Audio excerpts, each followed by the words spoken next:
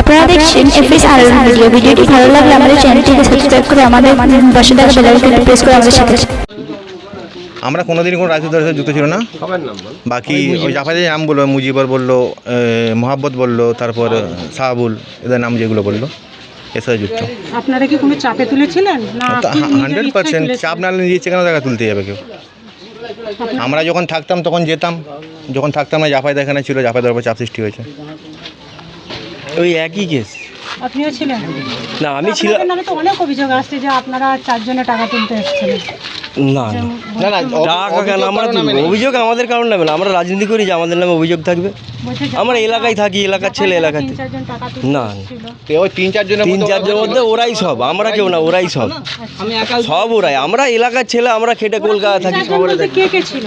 ওই তো শান্তু, মুজিবার, তোমার মোহাব্বত, ময়না, বাবুসোনা, ওই তো সাহাবুল, এরা 3-4 জন আমাদের এখানে তুলে নিত। আচ্ছা, মাস্তানি নালে ওনারা চাপ দিলে আপনি ইনাদেরকে সঙ্গে নিয়ে আসতেন? হ্যাঁ, আসতেন, আর দিতে যাচ্ছে ব্যাপার। আপনাকে কি কোনো ওখান থেকে কোনো টাকা? না না না, কি চাইছেন জনগণ? জনগণ কি বলবো, তারা তো জবরদস্তি টাকা তো চাপ দিয়ে গেছে, দিতে হবে না, আদিলি মারধর করবে। এই টাকাটা যে নিয়েছে ঠিক করেছে না ভুল করেছে? জনগণ কি চাইছেন? আমরা তো ভয়ে পড়ে দিয়েছি, দিতে বাধ্য না, আদিলি হুমকি দেবে, পাঠিয়েছে দিতে হবে, এও দিতে বাধ্য হয়েছে, না দিলে মারধর করবে। এবার যে উল্টো চাপ 15,000 20,000 চেয়েছিল, 20,000 দিন, 15,000 টাকা কাল ফেরে গেলেছে, ওই 16,000 টাকা নিয়ে গেছি, জবরদস্তি দিতে হবে।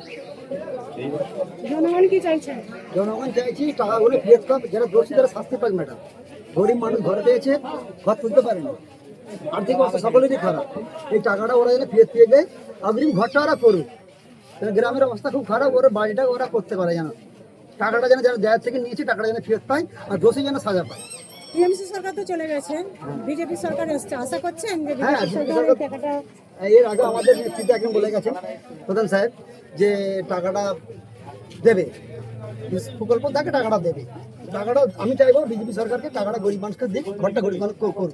এটা আবেদন করছে? এটা আমি আবেদন বিজেপি করছি সরকারের মিডিয়ার সঙ্গে, যে টাকাটা দিক, গরিব মানুষ অর্ধেক করে অর্ধেক পড়ে আছে, এই শুনুকে বর্ষা আসছে, মানুষ ঘর করতে পারবে না। আপনার নাম?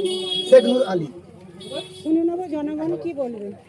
এই এখন বর্তমানে নতুন বিজেপি রাজ্য সরকারের কাছে কি আবেদন রাখবেন এই যে টাকাগুলো নিয়ে গেছে? রাজ্য সরকারের যে আবেদন বলতে